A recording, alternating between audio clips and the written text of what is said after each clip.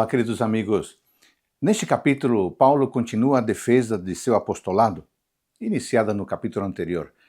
Ele inicia o verso 1 com ironia ao pedir para os coríntios o suportarem um pouco mais em sua loucura.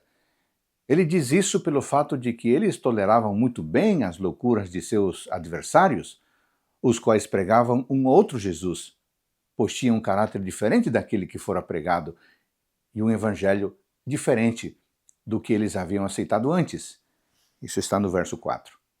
Ele também usa de ironia ao chamar seus acusadores de superapóstolos, pois um pouco mais à frente ele diz que estes tinham o objetivo de ser considerados iguais a ele e a Timóteo.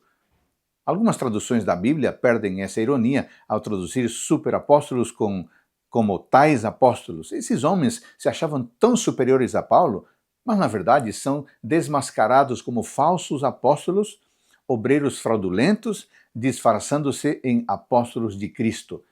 Eles eram de fato ministros de Satanás, disfarçados em ministros de justiça. No verso 22, descobrimos que esses adversários também eram judeus. É possível que eles faziam parte dos cristãos judaizantes que ensinavam que todos os cristãos deveriam ser circuncidados e continuar observando os ritos judaicos. Por isso, Paulo diz aos coríntios algo parecido com o que disse na Epístola aos Gálatas: vocês toleram quem os escravize. Além disso, esses falsos irmãos estavam explorando, enganando, se exaltando e, figuradamente, dando bofetadas no rosto dos coríntios com suas ofensas. Isso revela muito sobre o caráter desses homens infiltrados na igreja. Pelo jeito, esses adversários criticavam até mesmo a vida humilde de Paulo entre os coríntios, o qual chegou ao ponto de passar privações.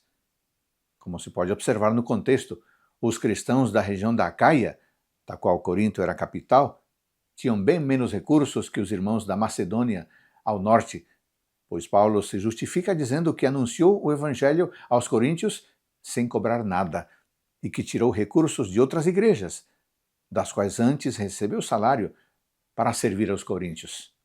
Além disso, foram os cristãos da Macedônia que vieram com mantimentos para suprir o que faltava para Paulo, pois ele não queria ser pesado demais para os coríntios. Verso 9. Paulo diz que é mais ministro de Cristo do que seus oponentes. Ele usou de ironia mais uma vez, pois não cria que eles fossem ministros de verdade. E logo depois faz uma longa lista descrevendo suas dificuldades e desafios por causa do Evangelho, versos 23 a 27. O que ele chama de uma quarentena de açoites, menos um nessa lista, era uma prática dos judeus baseada em Deuteronômio 25:3, onde Deus determina que 40 chicotadas seria o número máximo que um juiz poderia determinar como pena. Querendo parecer muito misericordioso, mais do que Deus, eles determinaram que o número máximo seria 39. Paulo recebeu 5 vezes essa pena máxima dos judeus e 3 dos romanos, com varas. Ao lermos sobre os sofrimentos de Paulo listados nos versos 23 a 27, envolvendo chicotadas, apedrejamento, naufrágios, fome, frio, etc., o mais impressionante é a maneira como ele os avaliava.